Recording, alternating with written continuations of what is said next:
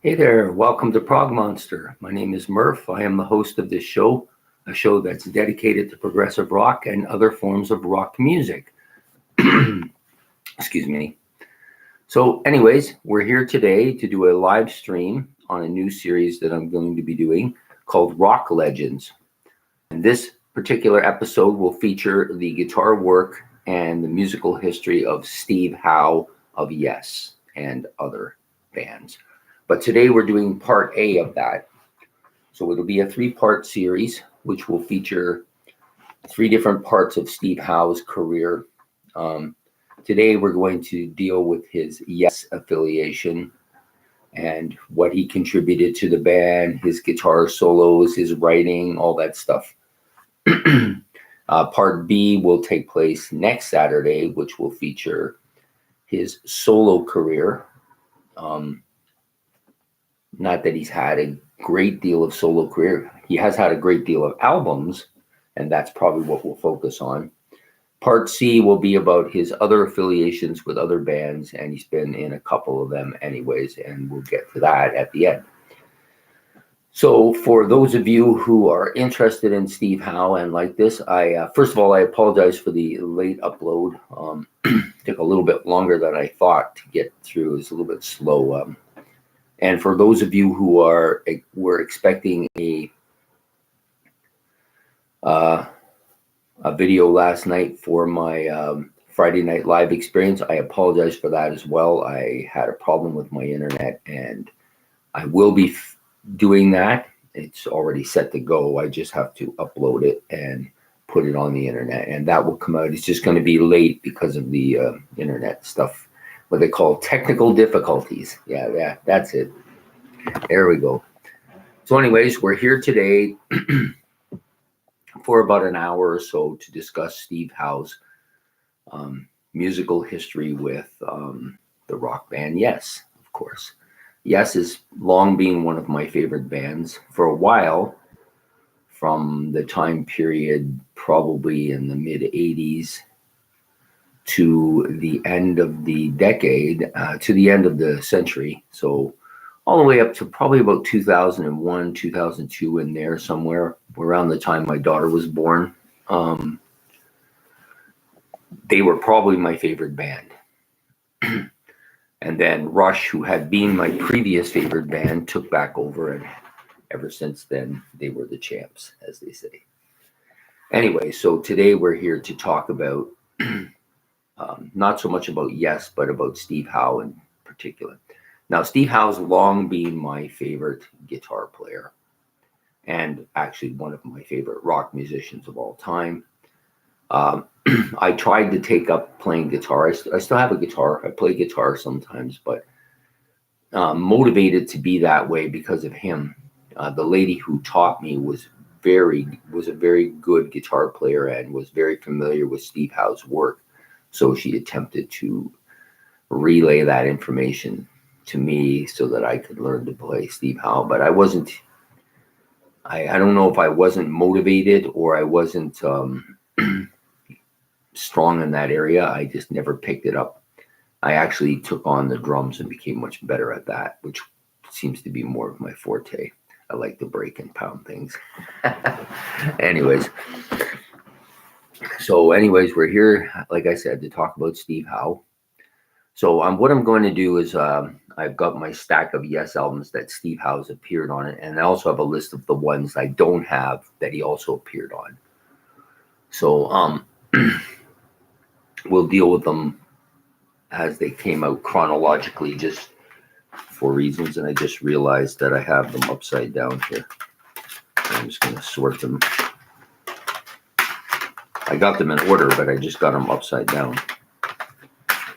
And we'll deal with each of them as we go along. What he played on the album, what his impact was on the album, that kind of stuff. So starting out with the first album, which is this one. This is the first album that Steve Howe appeared on for Yes. He was with another band before them, and they picked him up, and when they got rid of Peter Banks, who was the predecessor guitar player on the first 2 albums, and they picked up Steve Howe, and there's a picture of him here with the rest of the band. made a huge impact, I think, right away, because most of the really good songs on this album are that way because of his guitar playing, in my opinion. We'll start out with I'm just going to take the booklet out and attempt to see this with my glasses. So let's see. Steve Howe played on, there's 6 tracks on this album. So this album, of course, features John Anderson, Steve Howe, Tony Kaye, Bill Bruford, and who am I missing? Chris Squire. Yeah, there you go. So Anderson, Squire, Howe, Kaye, and Bruford were the band here. Steve Howe wrote on just the one track, I believe. Yes, just the one track called The Clap. Actually, he didn't. He did have another. The Clap is basically is the acoustic guitar bit that they allowed Steve Howe to do on the album. A really good one. One of his best acoustic bits. Originally, I liked some other stuff by him better on like the acoustic bits on their albums, but this one has really come up and is really close to being my favorite acoustic bit by him.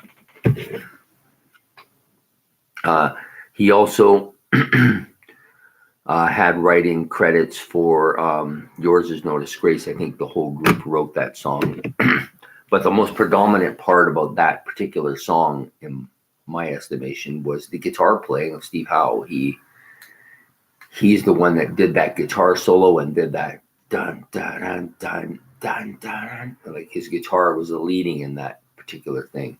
And it's probably the first real impact that Steve Howe had on me as a fan, I guess, because that was one of the first times I realized that this guy is good, man. The next, like I said, he did do The Clap, and then they did the song Starship Trooper, in which he wrote the last part, which is The Worm, which is, to me, one of the more famous bits that he did, where he's doing that. Yeah, just so good. You know, I think Alex Lifeson spoke about this at Yes's induction into the Rock and Roll Hall of Fame, talking about how good that piece was to play. You know, just fantastic. Really strong impact on the song. I think it's the part that people remember the most. And then on the other tracks, he did not write anything on the other tracks. However, big impact for such a new member and this was their beginning, really. The first 2 albums, second album, Time and a Word, did well, but did okay. First album was a little bit unmemorable. This album was the one that really brought them out. People started, hey man, this group is good.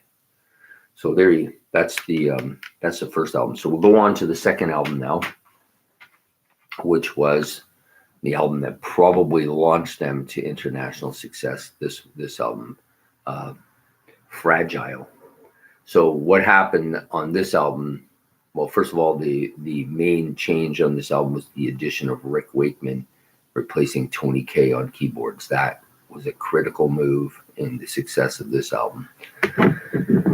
This album has basically 4 tracks plus 5 instrumental or bits done by each of the individual members. Each was allotted a certain part of time on the album to do something individual. Excuse me. I'm still suffering from this cough, which is really dragged down my efforts to do a lot of things lately. I have a lot of interests that are going on, piling up actually, but this this album, Fragile, released in 1972, I believe. Yep. May need my glasses again here. Okay, so it has 4 regular tracks and then 5 tracks done by each of the individuals doing a little bit. And Steve Howe, of course, had his little bit, which was Mood for the Day, another acoustic bit, but this one a classical bit. He plays a classical guitar, maybe his most famous classical guitar bit, definitely up there. Was the main song that my teacher tried to teach me, and of course it was written by him, none other than him. So just going to open it up so I can look at the track listing. This is a nice shot of all of them. Such a good shot. I love it. So if you're looking for the track list, it's probably here. Let me see. Yeah, so on this album, he did a little bit more writing. He was, him and John Anderson were the co-writers of maybe their biggest hit of all time. Certainly among their most known songs, Roundabout. He was the co-writer with John Anderson on that particular track. Then you have, then there's his, where is it? Mood for the Day. Yep, he wrote on that. So those were the only 2 tracks he was actually wrote on. But, to write on the Roundabout, which became arguably one of their most famous tracks of all time, really established him as being a good writer. And I think he probably wrote most of the music on that particular track, where Anderson's contributions to it was probably more in the lyrical department. And at the point when this album came out, this was probably their biggest thing. This really was a solid album, put them on the map quite a bit. Produced by Eddie Offord as well. Yes, and Eddie Offord. So then we move on to the third, the Yes album. Definitely their most famous album now, 50 years on. Back then, probably was second to Fragile because of the big hit of Roundabout. But this album has really become one of the most famous classical rock prog albums of all time, I think. And I think a lot of people feel the same way as I did. It only has the 3 tracks on it, but there's parts to each of the tracks. So, of course, Steve Howe again on this album, along with John Anderson, Chris Squire, Rick Wakeman, and Bill Bruford. The time this group would be together. Same 3. So they did 3 albums together. This album features Close to the Edge, which was the leading track of the album, of course, because the album is called Close to the Edge. Written by John Anderson and Steve Howe. So he had a huge impact writing. This is a big song on the album, and one of their most famous songs, and he was the co-writer of it. And I assume that he wrote pretty much most of the music. And of course, all the arrangements were done by the entire band. That's the way it operated. Then their next song, And You and I. The words, again, by John Anderson. The themes, Bruford, Howe, and Squire. So he had, of course, the major impact on that. And it's a nice shot of the inside of this album as well. Really, really classic. And Roger Dean, such an inventive artist. And then the final track, he didn't have anything to do with. Oh, actually, he did. Sorry, he was part of the themes again, writing the music on that. My apologies, I forgot. Siberian Katru. Some say it's the lesser of the 3 tracks on the album, but it's the hardest, the heaviest, I think, of the 3 songs on the album. And he, again, along with Rick Wakeman, did the themes on this, while Anderson did the words. So Anderson wrote the entire lyrics for this album, and then Steve Howe was pretty much in on all the music for the entire album. So there, by the 3rd album, he's writing almost pretty much dominating the writing for the albums, I think. And then doing the theme work with the rest of the band, like putting it together, I guess is what they mean by that. So, yeah, great album. Also on this, he has some really interesting guitar bits too, as he did on the previous albums. But this one is a little bit more like he plays a lot of the background kind of guitar parts, and they really enhance the whole effect of the album.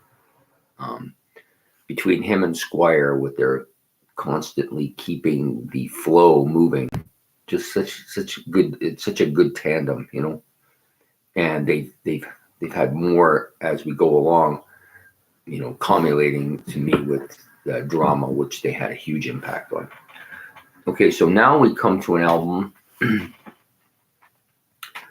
that perhaps, you know what, I'm going to do something unusual here. I'm going to talk about this live album, and only this one. I won't talk about any of the other live albums, only because this was the beginning for Alan White. He took over for Bill Bruford after he left, and he was the primary drummer on this album. So that's the main reason why I'm doing it. But this has some of the great Steve Howe guitar work, you know.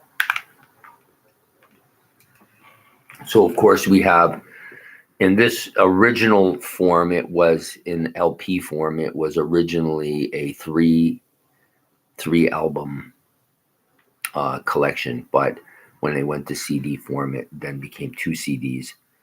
Opening excerpts from the Firebird Suite, which pretty much Wakeman there. Siberian Khatru, Heart of the Sunrise, Perpetual Change, You and I, Mood for a Day. So he plays a live part here, acoustic part, the classical rendition of Mood for a Day, but live. Really well done. And then when you do the roundabout part, when he did, and then after that, there's the excerpts from the Six Wives of Henry VIII, which are from Wakeman. But then when you get to the last track on this album, on the first album, Roundabout, which is their big hit at the time, he does a kind of in the original version of the song, it's an acoustic opening, but on this particular track, it's an electric opening, which he does harmonics on really well, really great. And then disc 2 has I've Seen All Good People, Long Distance Runaround, The Fish, which is Chris Squire, Close to the Edge, and then it ends off with Starship Troopers. And the Starship Trooper part is a phenomenal guitar playing, and the Worm, just absolutely unbelievable, fantastic. So that was one of the reasons why I wanted to include this album, because of that guitar bit. Then we get to one of the most ambitious albums, and it didn't do terrible. I think people are largely disappointed by it, but it was probably... But I give Yes 100% kudos for making the attempt on this.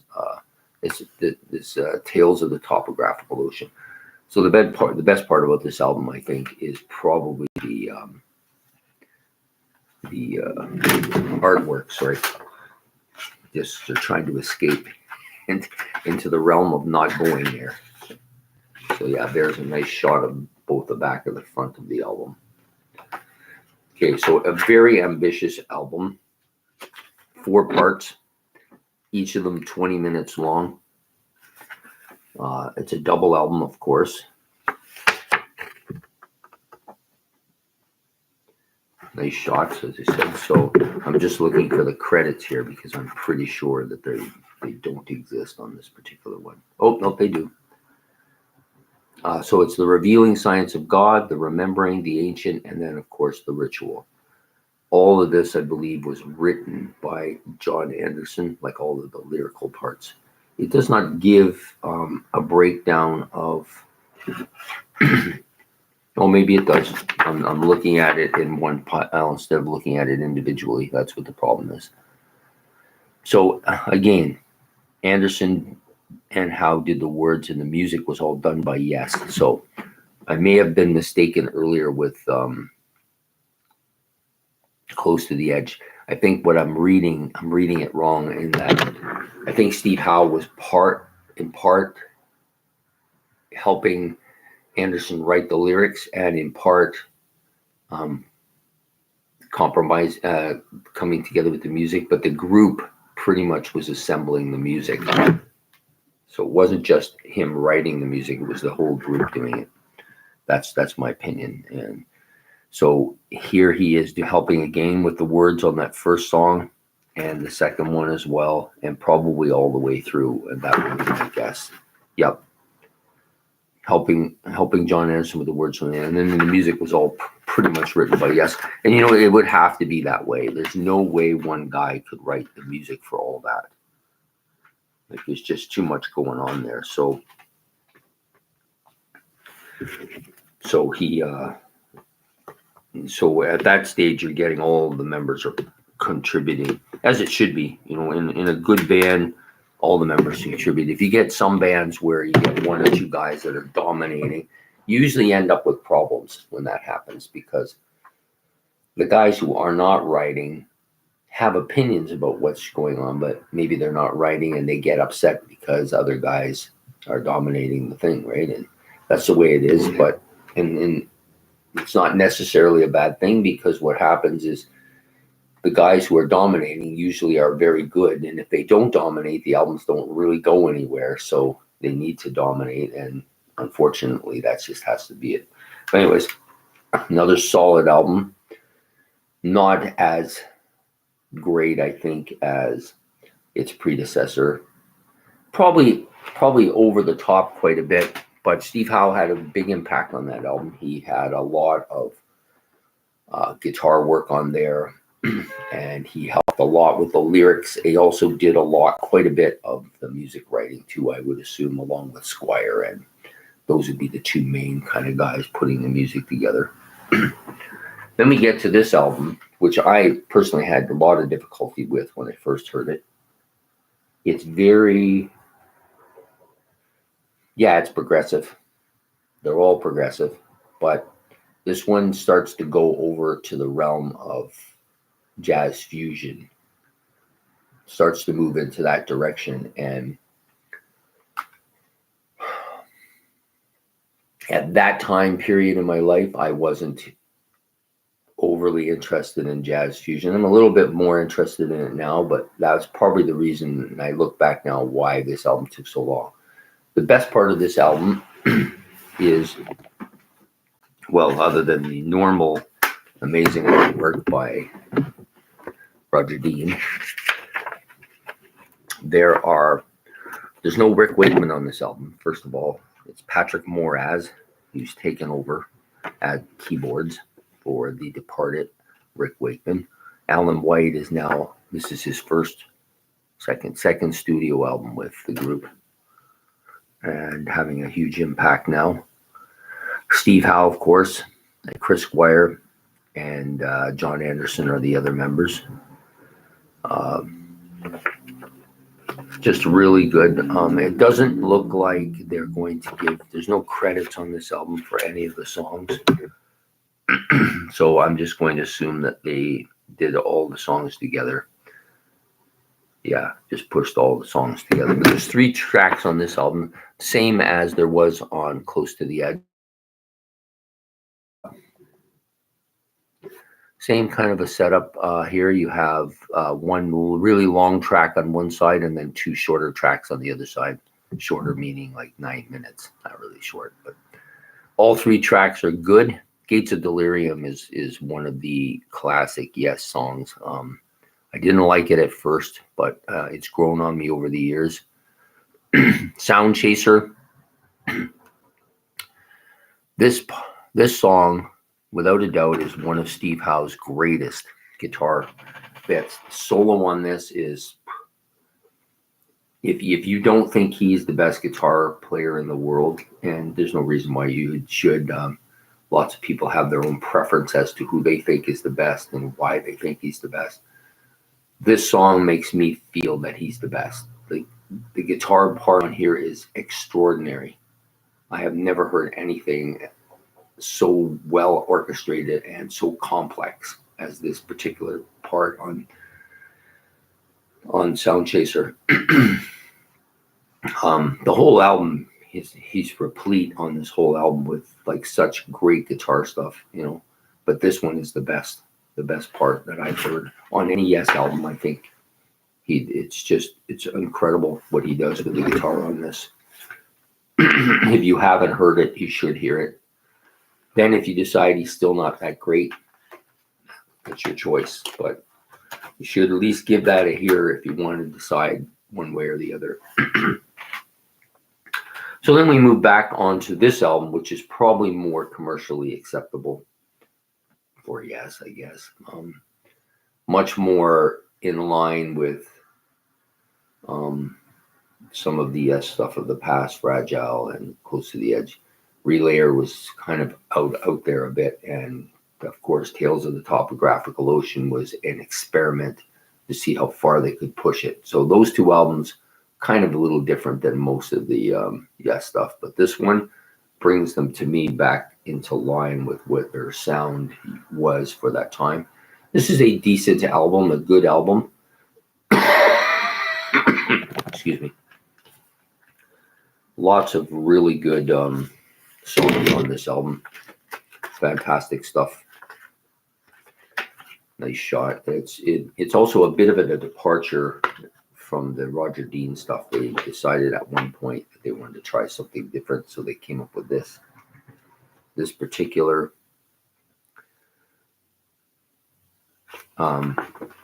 concept, which is, I believe, a hypnosis. I think this is a hypnosis cover. You know?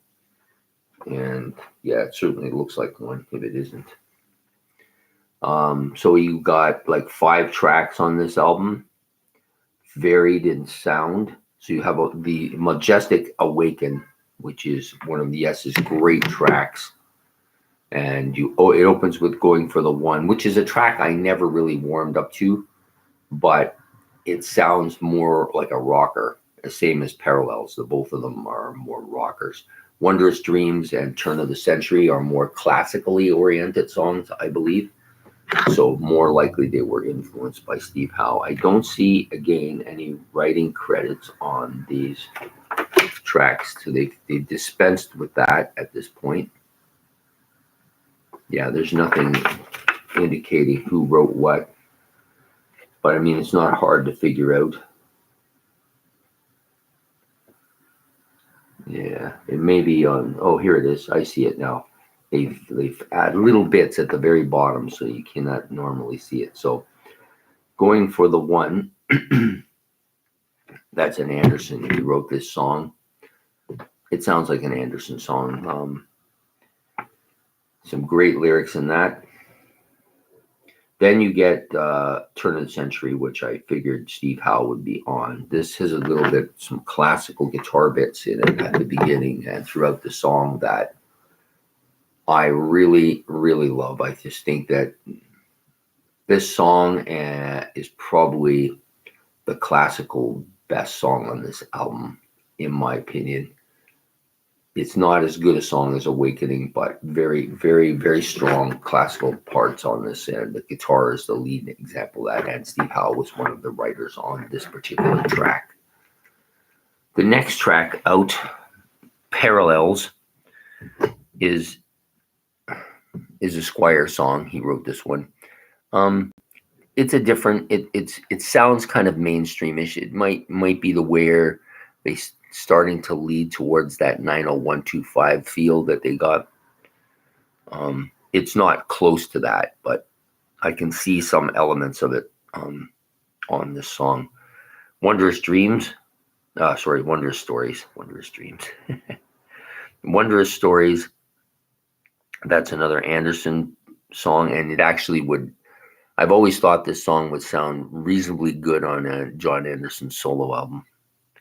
And then, of course, you have the Majestic Awaken, which is the writing combo of Anderson and Howe again. They seem to be able to put together some real fantastic tracks when the two of them get together and write, and they definitely put the main track together there with I'm going to set this aside because I just noticed there's some damage to the disc cover, so I'm going to replace it. But anyways, I really like that track quite a bit. And And I can't imagine any person that's a Yes fan's got to put that. That's got to be one of their 5 favorite. Definitely one of my 5 favorite tracks, and another song that Steve Howe wrote. You know, some great stuff. Now we get to Tormato. So Tormato is has a lot of mixed feelings from Yes fans and people in general. Some really do not like this album at all. Think it shows a lot of conflict, show that the production is thin, that the use of the Biotron instead of the Hammond organ is not good. But I love this album. It's definitely one of my top 3 or 4 favorites by them. Album cover aside, which I think is kind of weak. This is probably another Hypnosis. Let me just see if I can find it anywhere. Sleeve. Yeah, Hypnosis. It's another Hypnosis cover. I get what they're trying to achieve here. At least I think I get it. But I just don't think it works. I don't really get it. So there you go. So then you have basically 9 tracks. Is there 9 tracks on this album? I think there's 9 tracks. Let me see. No, sorry, I'm wrong. There's only 8. Track 1 is actually 2 tracks. It's part A and part B, Rejoice and Future Times. I forgot about that. So these 2 tracks, Rejoice and Future Times, were both, I'm just looking here. Yeah, it doesn't. So the first part of the track was written by all 4 members of the group at the time, which were the classic Yes group with Alan White instead of Bill Bruford. So Anderson, Howe, Squire, Wakeman, and White all wrote on this particular track. They put it together, and then they must have decided to put the song Rejoice and attach it together to make it a 2-parter. Rejoice was written by Anderson. Rejoice, it could be a John Anderson solo piece. It falls within that realm, anyways. Some interesting guitar and keyboard parts on that particular track too. The next track that Steve Howe was in on, I'm just looking through here quickly. There was one other track I remember. So yeah, here it is. Arriving UFO. This has got some interesting kind of guitar bits on it, and keyboards too. Like there's a good combo here. This was Anderson, probably wrote the lyrics, and then Howe and Wakeman did the 2 musical bits here. Some people don't like this song. I've heard people complain that it's kind of weird, and it is different. But I kind of like the guitar and the keyboard bits in it. I think they're strong. With Steve Howe, he's playing a Gibson, a Les Paul on this particular track, and Wakeman is that Paulie Moog and the Biotron and piano. Now, I know that there's a lot of musicians who don't really care for the sound of the Biotron. I actually don't mind it. I like it. I actually like it better than the Hammond. Hammond sounds kind of dated, and it doesn't sound right with some types of music to me, and that's just my opinion. Some music it fits in perfectly, but a lot of music I'm not crazy about the sound of that on. Circus of Heaven, that could have been another John Anderson solo piece, but it's one of my favorite tracks on the album, and of course John Anderson wrote that by himself. Onward, that's a Squire one, and I think that's it as far as Steve Howe is concerned. So he didn't have as big an impact on this album as some of the predecessors, but at that time the group was fracturing. You know, there was a movement about, well, you had some members of the band. Sorry, I'm just trying to figure out how to put this back in here. You had some members of the band wanted to go much heavier. They wanted the band to get a more heavier sound to their music, like almost like a heavy metal sound to their music. Other members of the band wanted to go more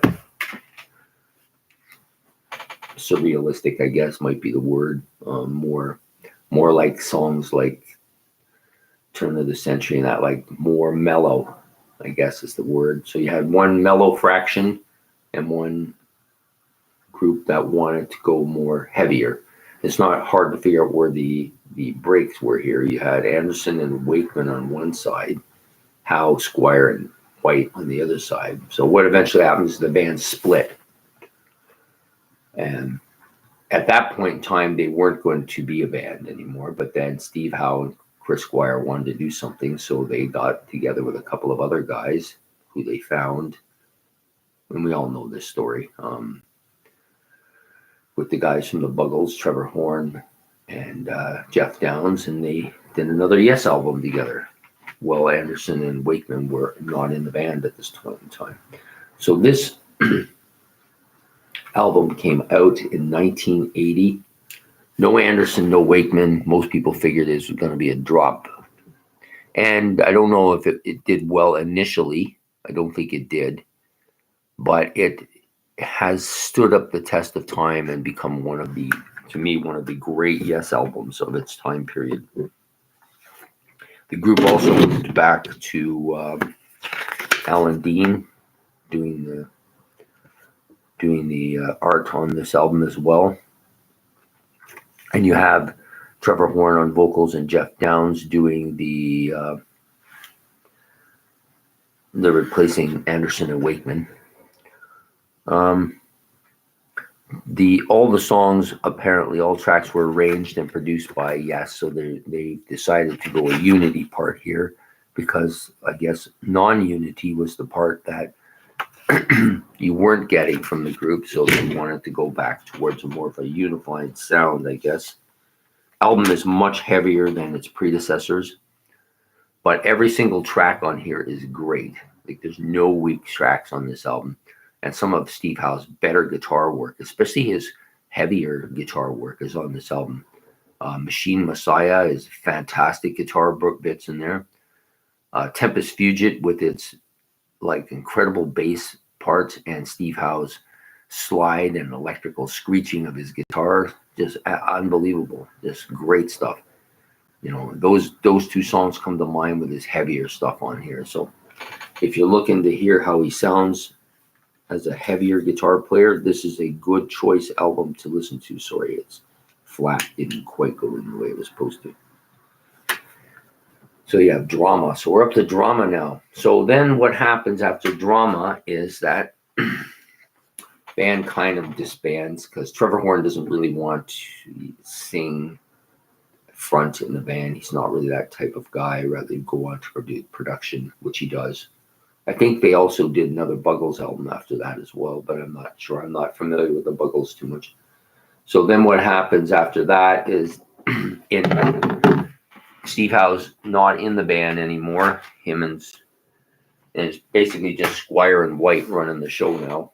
And they decide they're going to put together a project which they called Cinema. It didn't really pan out, so they and it didn't pan out as Cinema. They decided to bring John Anderson back in because they couldn't get somebody to do the vocal. Like, Trevor Rabin really wasn't up to doing the lead vocals, and neither was Chris Squire. They wanted somebody as a vocalist, so they brought John Anderson back in, and it became natural to call it Yes. And they went in a much more poppy-oriented direction for the next 2 or 3 albums. And so for the next decade or so, you didn't see Steve Howe involvement with the band at all until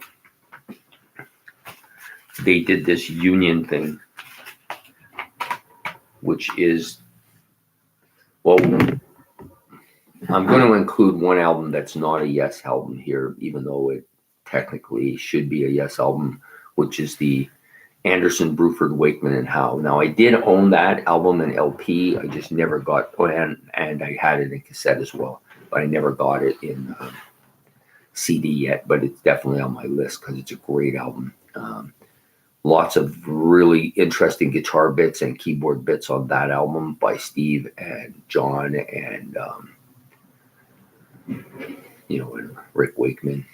Bill Bruford's on the album as well. So basically you have 4 of the original big guys in the band, and the only one that's not here is Chris Squire. And I think, if I'm wrong, might be wrong here, but I think they went and got Tony Levin as the bass player for this album. But anyways, the band comes back, and both factions, well, they were fractured, but both factions of the group came back and put together this album, Union. I like the album, but you can tell it's fractured. There's a lot of parts in here that you can tell have been overdubbed and replayed and whatever, but still a pretty solid album, especially when you've got 8 guys on this album playing. You have John Anderson, Bill Bruford, Steve Howe, Tony Kaye, Trevor Rabin, Chris Squire, Rick Wakeman, and Alan White. So there's a lot of people on this album.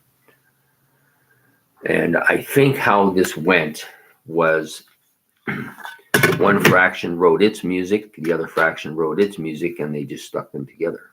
Like there was no, it wasn't even, the album's called Union, but there was no real union here. They just, each group put its own particular sound to the album, and it came out like this.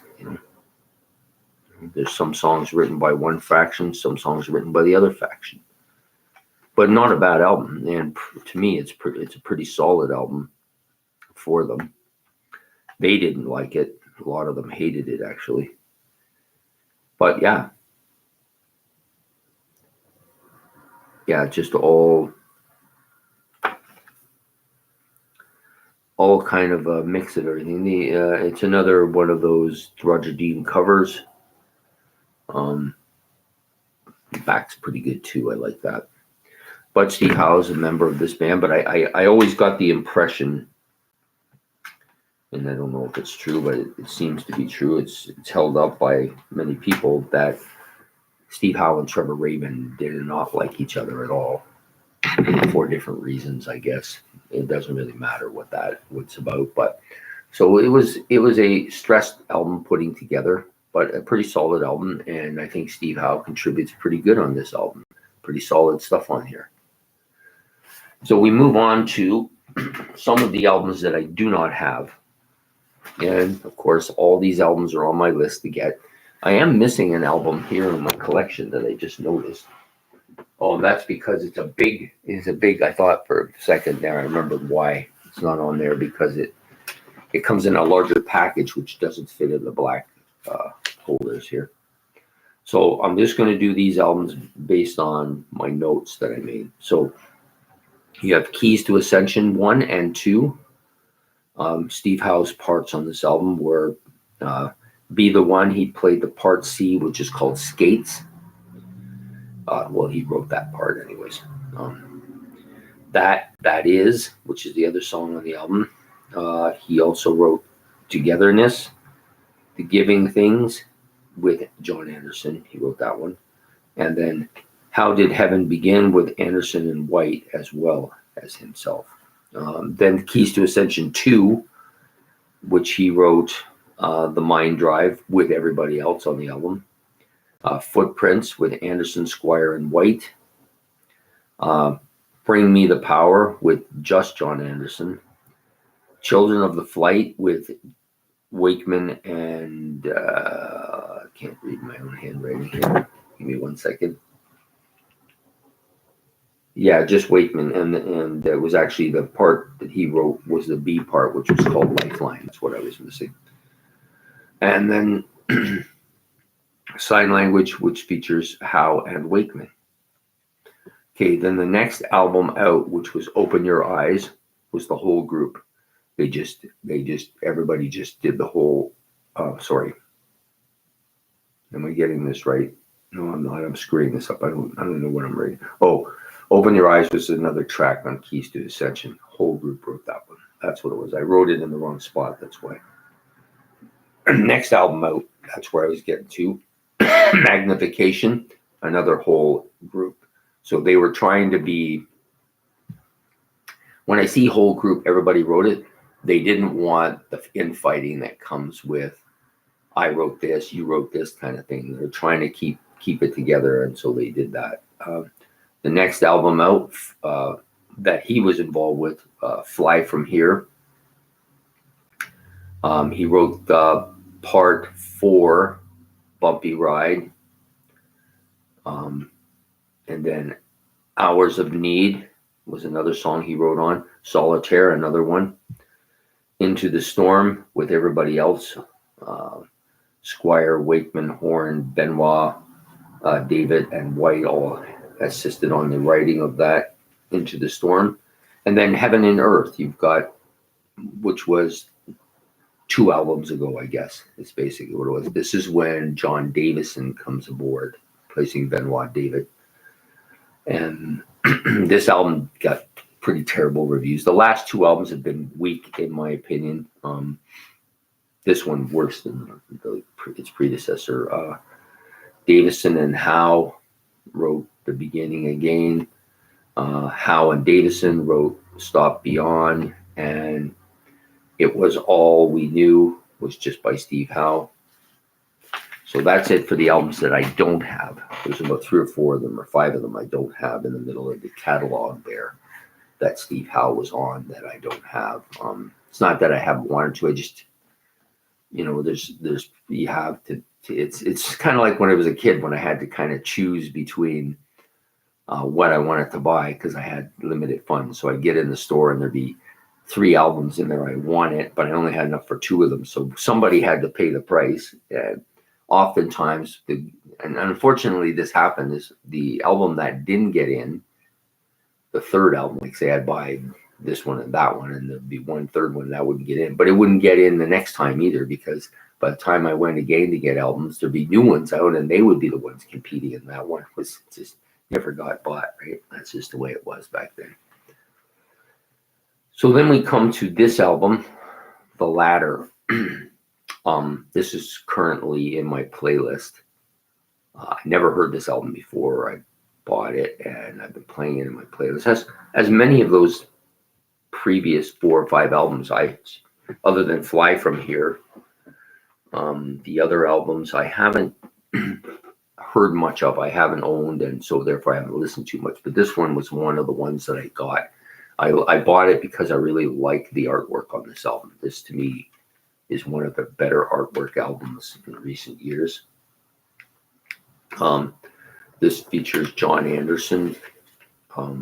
There's actually 6 members in this band for this album. You got Anderson, Howe, Billy Sherwood, Chris Squire, Alan White, and Igor Khrushchev. Okay, so Khrushchev is the keyboardist on the album. He's not bad. He's pretty good.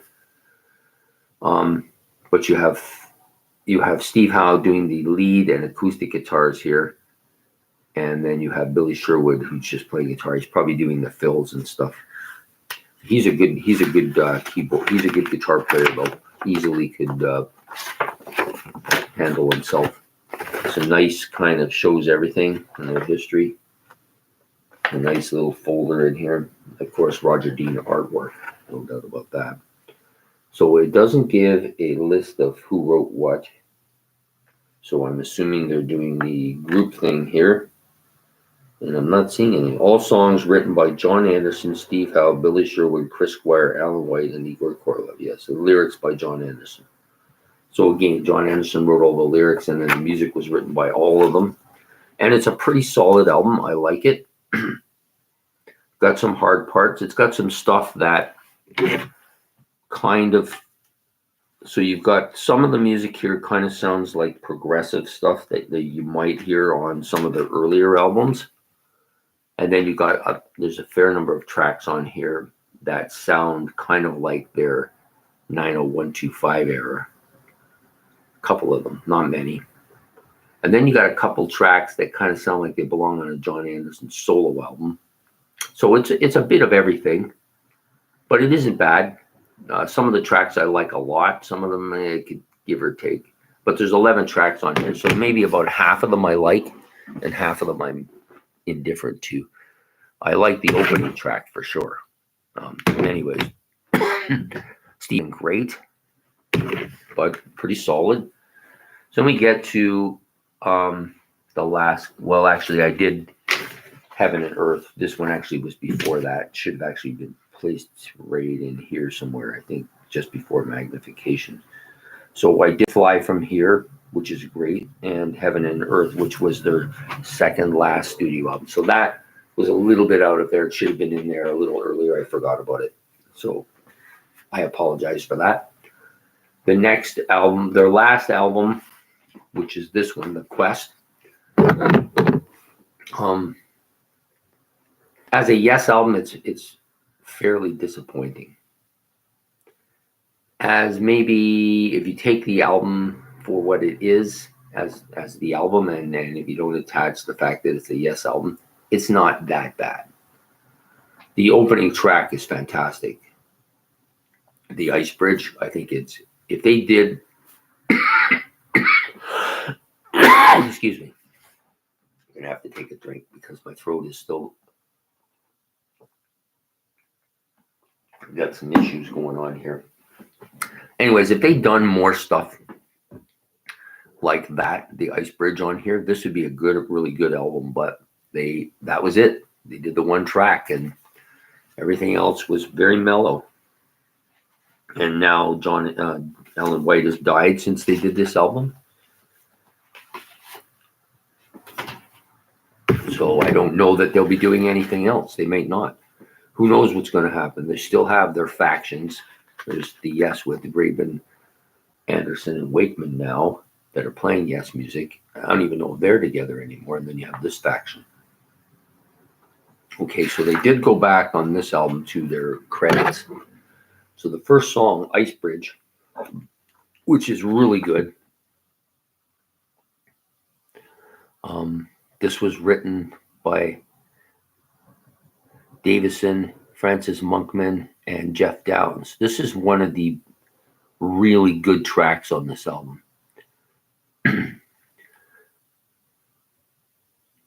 Yeah, you don't, and Steve Howe is a big impact on this because he plays some of the best guitar I've heard for Yes, anyways, for years.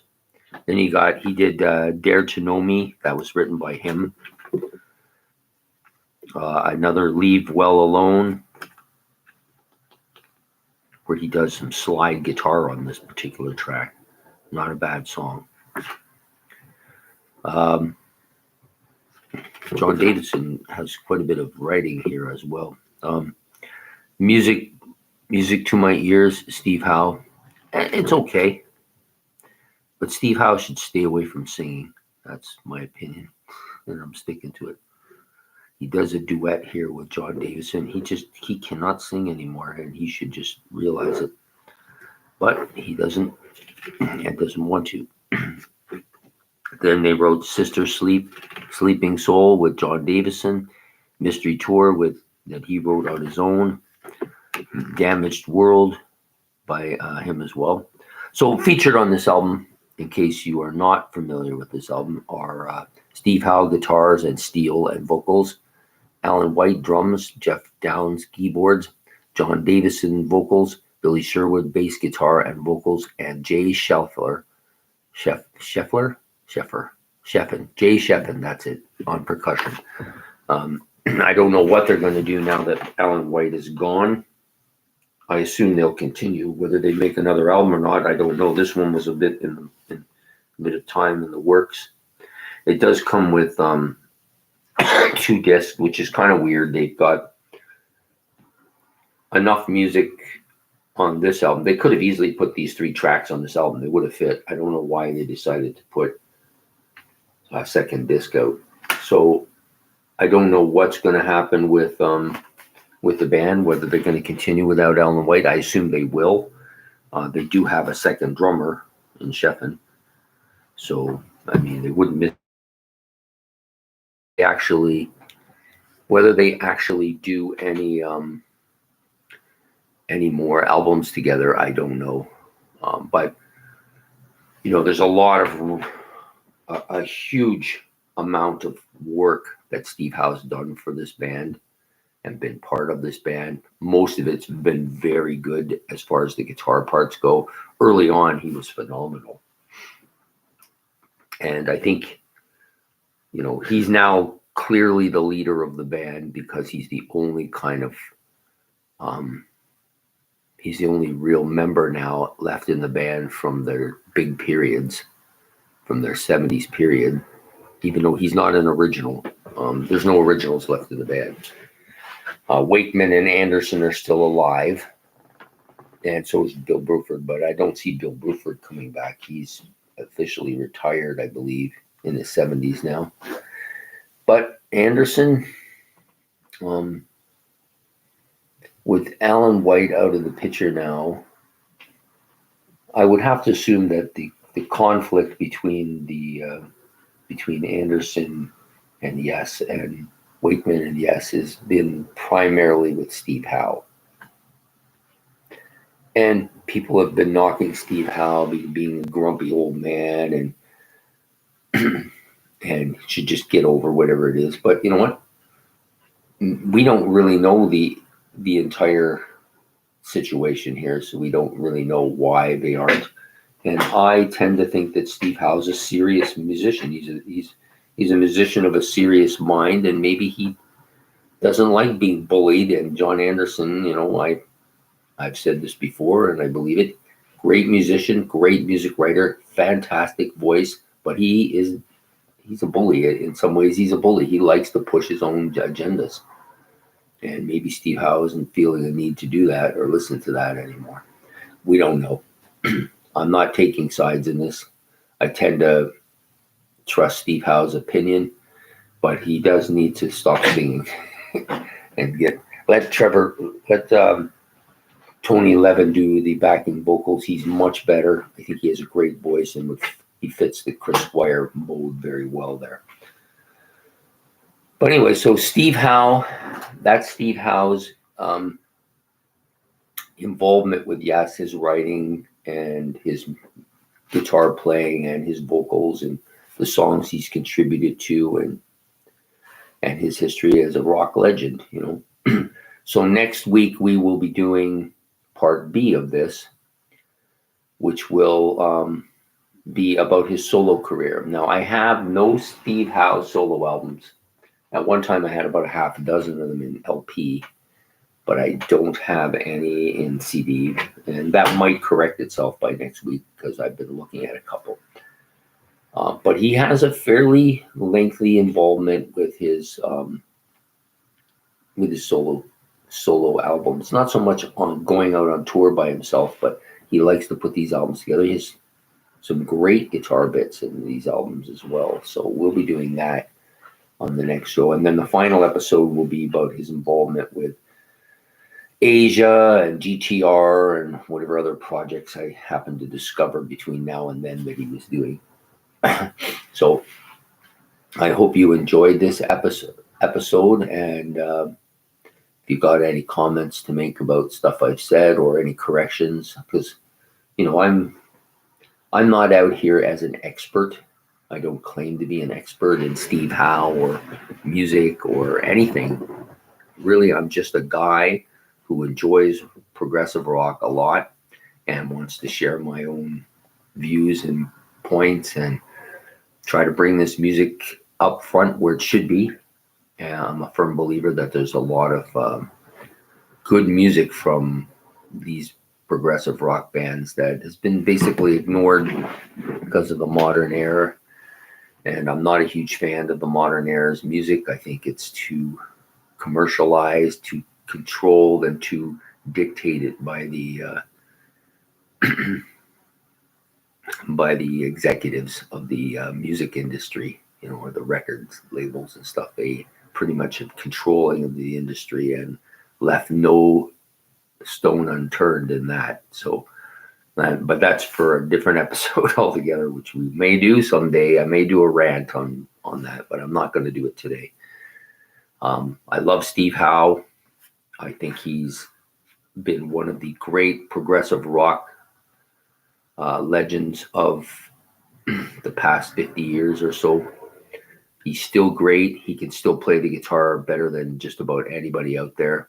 I really wish that if Yes was going to do another album, they would try to do something a little bit more like the Ice Bridge, the song, like do some stuff like that. And all these mellow, I call them elevator music songs, which aren't bad.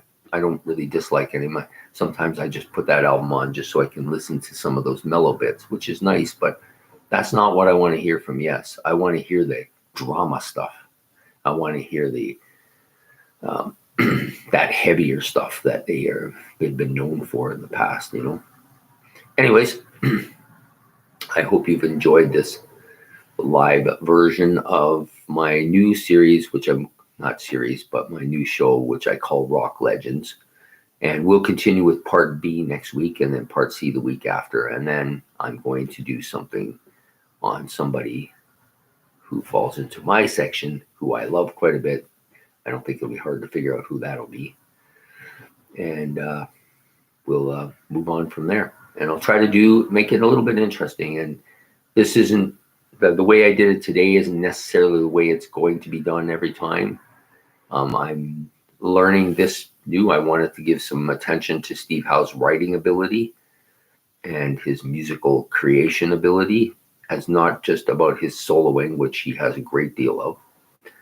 And I wanted to talk a bit about his involvement with one of my favorite bands, which is Yes. So, but each episode will be a little bit different, and this I'm enjoying more than I would have with the Battle of the Bands, or whatever you want to call that series that I had, the album Cage Match, which I liked initially, but I just don't think that it's flying very well with me. And so I decided if I'm going to be ignored, I would rather be ignored for what I like than what I don't really want to do. So there you go. So I hope that you enjoyed this episode. If you did, please like and subscribe. And we will be back next Saturday morning with yet another Rock Legends featuring Steve Howe, Part B. I hope that you will show for that. That would be great. And have yourself a good day. And we'll talk to you later.